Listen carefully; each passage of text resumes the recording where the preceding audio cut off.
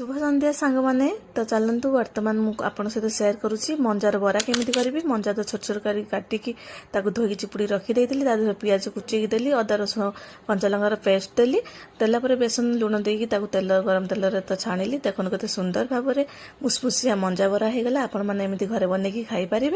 तो मंजा सब तरकारी तो खाइले भल लगे ना, एमती बरा बनई खाई पारे। आज जेहेतु संडे अच्छी ना चिकेन करने पिलाने कहले तेणुकर पियाज आलू सब कटाला तार प्रस्तुत है। मसला ये मुझे कषुची जेहेतु आज चिकेन कषा सहित रुटी खाइबे कहले तेणुक झोल करी।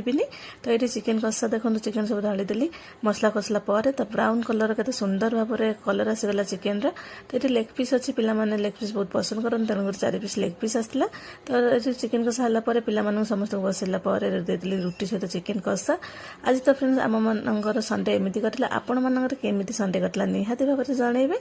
आशा कर भिडियो भल लगी, जब भल लगी तो लाइक शेयर सब्सक्राइब।